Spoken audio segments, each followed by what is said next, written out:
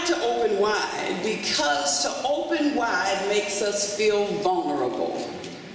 Vulnerable to pain and vulnerable to discomfort. And we seek to avoid it any way we can. But not only is this true relating to our trips to the doctor or the dentist, we've said before that many people live safe, closed lives because of the hurt and pain of a failed relationship. Maybe there were some unmet expectations or unfulfilled needs.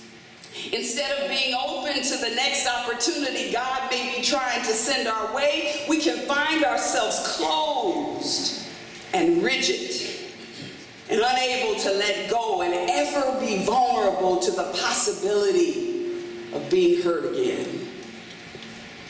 Well, Paul in 2 Corinthians 6 was dealing with people who, like us, didn't want to fully open themselves up to a God who had already opened himself up and laid himself bare for everyone. A God who, yes, sits high, but as we now know, he also looks low upon each one of his children. Oh, the people were probably staying in safe spaces, doing comfortable things, not rocking the boat if possible, and settling for, as my mother used to say, old soup warmed over.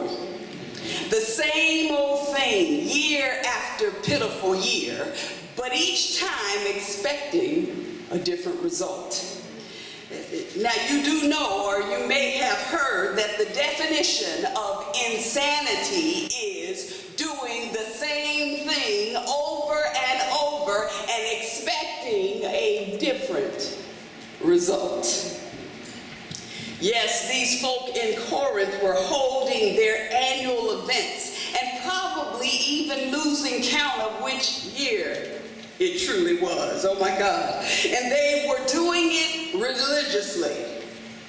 But God sent Paul to show them that their religion was closed. Closed for business. There was nothing going on there because there was no open sign on the door. Anybody ever gotten into such a rut that you literally felt that you were closed for business? That you had nothing else to offer and nothing left to give? That you weren't open to anything new or anything different? You just wanted to hunker down into what you believed was your safe space and hoard what you had and keep the door closed to anything new. Anybody ever experienced that?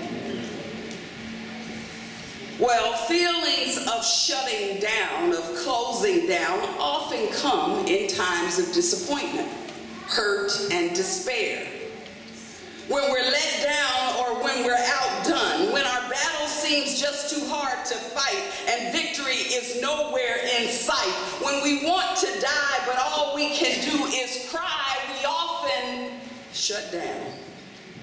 Close off our heart, try to disconnect from our emotions and feelings, and retreat to a place that seems safe, where nobody can disappoint us or hurt us anymore, where the only thing that gets in and the only thing that will get out is exactly what we embrace or what we release, where we're not open to receiving anything that could potentially harm us again.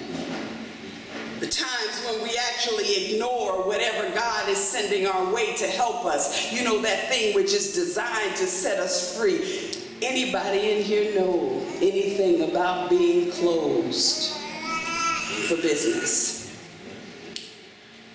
Paul used this letter, 2 Corinthians, that he wrote to the people of the church in Corinth to remind them of who they were in Christ and what that meant in their daily lives.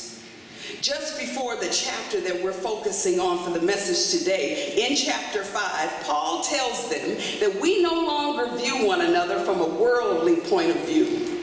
We view everybody through the lens of Christ that says that we are a new creation. The old has passed away. Behold, all has been made new. Paul called himself and those who share the gospel along with him ambassadors for Christ.